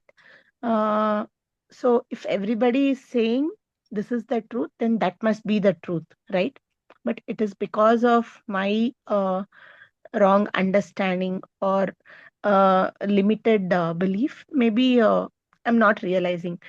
But having said that, also, even sometimes, when you say I'm not, I say this so many times, I'm not the body, I'm not the mind, I'm not the intellect. But still, I don't know, sometimes maybe it's not a constant remembrance that is happening throughout the day. Sometimes I tend to fail. I mean, I tend to realize that, and there are at times I behave in a exactly opposite way also. So to make it as I mean, uh, maybe Prakriya is one of the tool or the process. In a way, it makes us to, understand in the sense even without forgetting also. Maybe because it's saying that is the ultimate truth. So in order to get that realization, Prakriya should be that way of, it's a process to make us understand that you are that. And so after that, maybe we should be able to be in that realization is what Prakriya might be. I mean, it helps us to remove all those misconceptions, whatever we are having, is what Prakriya does, I think so. Because always in the worldly transaction, what we tend to do is um, we always judge, or we always say this is good, this is bad. So, like one incident, what so happened is with me is like I lost most of my jewels. Then that was the time I used to say, okay, if a person is doing this kind of work, then he's wrong, he's right. So this was the kind of judgments I used to pass. But then later I read a book called as There is no injustice in nature. Like whatever is happening, whatever in the nature or in the thing, whatever is happening is right, is what I read in that book. Then it was very difficult for me to understand. And also it speaks about karma. like uh, uh, I don't believe basically in this karma of birth and death. Like we take so many births, because maybe it is because I have not experienced it as the. So that was always a question mark for me. Okay, when somebody says ಹಿಂದಿನ ಜನ್ಮದ ಈ ಜನ್ಮದಲ್ಲಿ ಒಳ್ಳೆ ಕೆಲಸ ಮಾಡ್ಬೇಕು, ಮುಂದಿನ ಜನ್ಮದಲ್ಲಿ ಒಳ್ಳೆ ಜನ್ಮ ತಗೋಬೇಕು, that is what people kept saying, right? So basically I never used to believe in that. So how is it all possible? No, once when this soul leaves the body, and that's the end. I don't believe in this cycle of rebirth. So maybe Prakriya will help me to understand if my assumption or if my understanding is wrong. Prakriya must be able to. It might help me to understand what exactly this karma is, and then anything related to karma. And also, like one more thing is Vijayji, in this karma, when I say I'm not the body, I'm not the mind, I'm not the intellect, then in Gita also it says that I'm that soul which cannot be burnt, which cannot be fine. But uh, I'm that consciousness is what it says. But because the Shastra or like what great, I mean, gurus say, I feel. But otherwise, I never feel that I'm that eternal soul. So, what is the question, Ashaji? I never experienced that I'm that soul. That is the So, fundamental assumption, right? That I have to experience something that mm, is not me. Experience okay, can be okay, possible only if it is something other than you, right? okay, okay. Oh, It is like the sun thought itself. asking, Okay, the it is thought like sun itself. asking, I Mm. want to know what is light. I want to experience light. Yeah, but then okay, fine. Yeah, having said that, I know that I'm that light. Uh, but even to So know that I'm that light, dropping the limitation that I am darkness is what is leading to sun saying I want to experience light. When the limitation that I have darkness is dropped, mm, naturally he shines. then why is it so difficult? I mean, when it is so That is simple. because of the various conditioning that are lodged in the mind, and those conditioning not examined, and the conditioning is what we call as assumption. So Mm, with all the examples we spoke thus far, mm, the example I gave about the black mango, if let's say the conditioning deeply lodged in my mind that mangoes are black, okay, I have deep belief. So as an example, Ashaji, in your very statement, I think soul leaves the body, and there is a in that very statement there is a assumption that you are something called a soul, and that is something which must be leaving the body, which means that it is somewhat limited in space. Okay, then only it can leave something and go somewhere, right? So mm. there's an assumption that body is of some space, it is occupying some space. Soul is also like that, something that occupies space, and it is leaving this space and going into some other space. These are the underlying assumptions in that very statement that was made. Yeah, Without asking the question, then what is the super space in which this space called as soul is leaving this space called as body and going somewhere? Then there must be some other space in which all of this is happening. yeah, So am I this limited space or am I this unlimited space? If I'm this limited space, then what is this unlimited space? What is my relationship? So there are so many underlying layers of assumptions which has led to this thesis now, right? And mm, this has become a crystallized thesis, and that is what we call as my belief. See, when I have a thesis that I have not examined or may not have felt the need to examine, and I keep on repeating that, it becomes my reality of life. Mangoes are right. black becomes my reality of life. Why? Because I've said it so many times that it feels very natural to me say mangoes are black. But for someone who has seen the mango in all its hues and colors, it is very difficult to simply accept that mango is black. Mango is black for that person who has not yet examined. Mango has all the hues and colors for the someone who has examined. So the process that helps me to drop the limitation that mango is black is prakriya. So are you someone or something that comes and goes? Whatever the process that will help you to drop that limitation is prakriya. Like that, there may be layers of assumptions. So it's like peeling the layers of onion. To see what is inside the onion, you have to peel the layers. First, you have to peel the outer, then the inner. So, like that, there are layers of assumptions that make up this story that I'm something, something, I'm this, then this is what is happening in life. Oh, there is whatever, there is no injustice in nature. So all these statements, behind that there is this layers of assumption. So Prakriya helps us to one by one, layer by layer, question that assumption, puts us in a when that video is shown about mango in different colors. I'm just using Vidyaji as an example. If Vidyaji has a strong belief that mango is black, and if I show that video, then Vidyaji has to question her assumption. Is mango really black?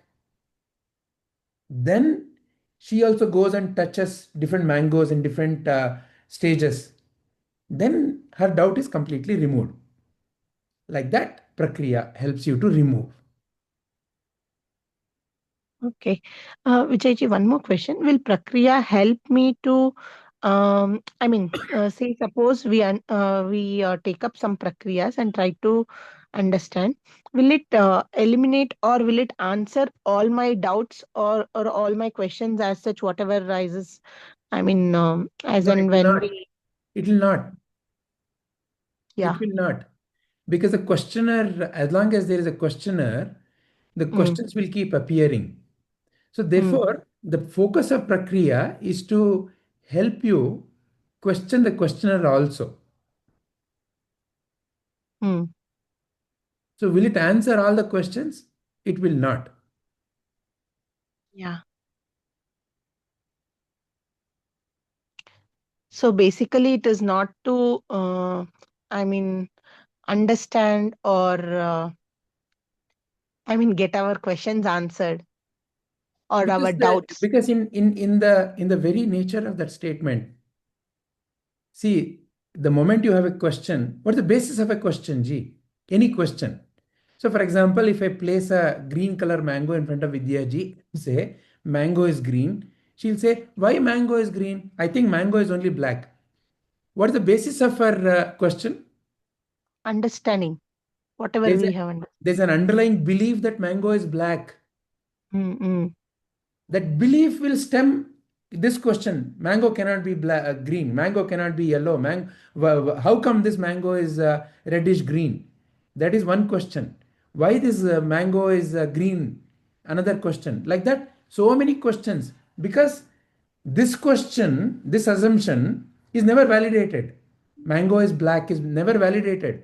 Therefore, it will keep creating multiple questions. So the focus of Prakriya is to verify whether this is correct. Mango is black, whether this is correct. If this question is answered, if this assumption is validated, and if this is dropped, then questions naturally drop. Because questions are, it's like a house of cards. A house of cards is built on some foundational card. See, let's say there's a big fort of cards. You don't have to remove every card. You have to go to the bottom and then remove the bottom cards.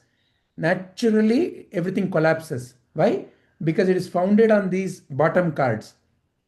So Prakriya helps you to go to the root of your assumptions. So therefore, it will not answer all your questions. It will just simply drop the assumptions. Then what shines, shines. Okay. Then in the process, maybe like whatever questions now we pose, right? Now Like I pose. now I pose, like whatever saying, like how a birth takes, how a soul enters a body, or like these questions, maybe also gets. We should get convinced. I should We get get. convinced. Yeah, I get convinced, or It is basically the up to you, questions Asha itself. ji. Mm, That is up to you. okay. Why are you placing it on the Prakriya? No, I'm not placing it on the Prakriya. Prakriya gives you an opportunity, whether Mm, you examine it earnestly and whether you go to that conclusion is entirely up to you, isn't it? See, it is like this. take these 18 steps, then you will see Ayyappa temple. Let's say somebody says that. Now, below the first step, will I see Ayyappa temple? No. Can be a question, valid question. But is it even a relevant question? Okay.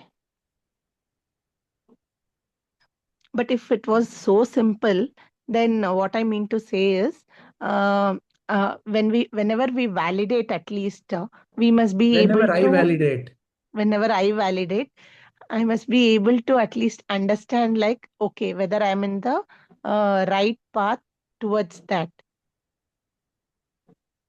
so what are you saying? Are you saying a statement or are you asking a question? I'm just saying that, like, okay, now if Prakriyas will help us to Will help uh, me to. will help me to understand like what that truth is, then in the process, like, what would be the validation, like, if I'm in the right path. Again, at the bottom of the 18 steps, is there Ayyappa temple? Is there Ayyappa idol? Will I be able to do namaskarams to him when you're standing at the first step? Hmm. So what should be the next relevant question? Probably just believe and keep moving. Is that the next relevant question? Hmm. Is someone asking you to believe in Ayyappa temple? Or what No, is that they're saying? examine for No, yourself, what is like, that they're saying? Let's say somebody says, take these 18 steps, there is a temple. What yeah, is that next relevant step that needs to be done? I have to take next step. That's all that is there. Hmm. It is not a matter of belief, it is a matter of taking that step. Yeah. So, what is important is, will Prakriya answer all my questions? The questioner is asking that question. Fair enough. What is the basis of this question? So, all that Prakriya will do is, will help you, will give you opportunities to examine your fundamental belief structure. And when you use that process to examine your belief structure, like the example I gave you of the house of cards, it removes the foundational cards, because the foundation is the one which has led to this entire layers and layers of additional fort. You don't have to remove all the layers of bricks. You have to remove the fundamental, the foundational. So it gives you questions, tools to examine that. You have to examine. Prakriya depends on you. It's a process, but the efficacy of the process depends on you, the one who is taking the process. Some guru may come and say, do a deep inhalation, do a deep exhalation. Are you feeling peaceful? 3 out of 5 may raise their hand and say yes. 2 may say no, I am still disturbed. Depends. Is the distinction clear, Ashaji? Yeah, Vijayji, actually. So it depends on, like, again, whatever with the understand, I mean, whether we are taking it in the right way Whether I am as it is. taking it.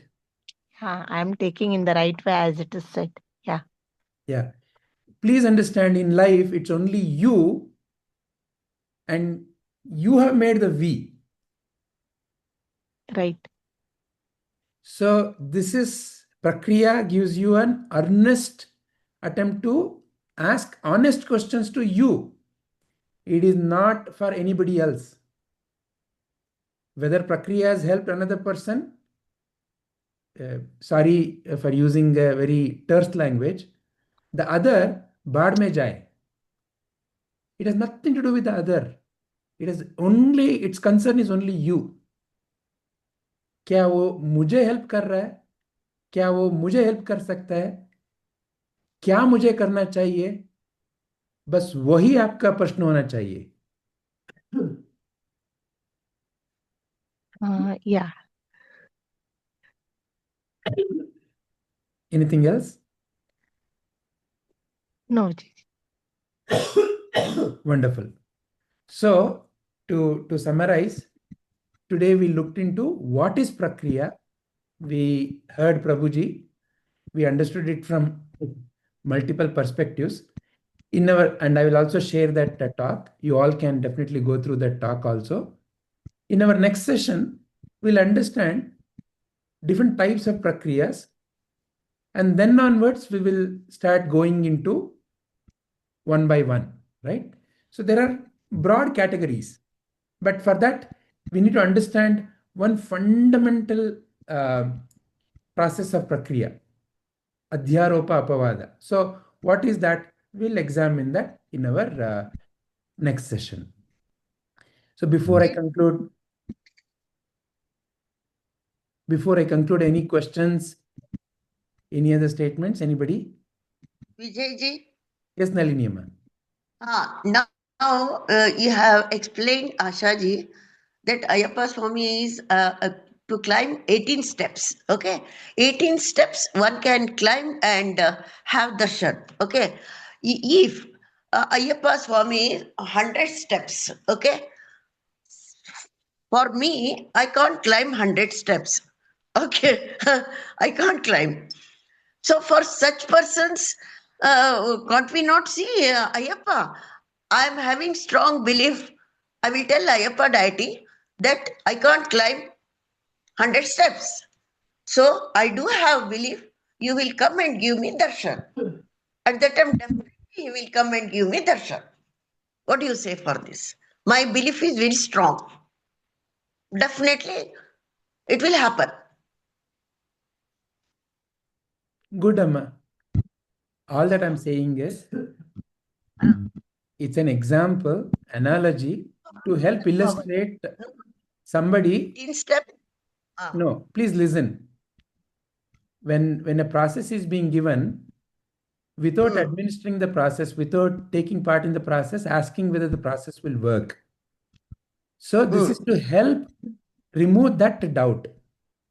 It is not to worry about, is it a 18 steps or 100 steps? That was not the point of that example. So like that, Prakriyas also have very specific focus areas. This example was given for a very specific focus, which is, how can I even see without climbing the steps? So it is to remove that doubt alone. Yeah, correct. Don't stretch that example. Yeah. This is the classical nature of the mind. It can stretch an example in areas where it is not supposed to be used. Yeah. Anything else? So Anybody? is removing the doubts. That's all. Prakriya helps you to question your fundamental assumptions. Yeah. Are you willing to go through that? And are you willing to drop your assumption? That depends on you. Yeah, correct. It brings clarity to what are your foundational assumptions. Yeah. Your assumptions, not what Krishna is saying in Bhagavad Gita, not what Prabhuji is saying in his SK talks, not what Ramana Maharshi has written in Upadesha Saram. It has no concern about any of that. It simply helps you to examine your assumption and to verify whether your assumption is valid or not. Yes, correct, Vijayji, correct. Thank you. Any other statements or any other questions? Anybody?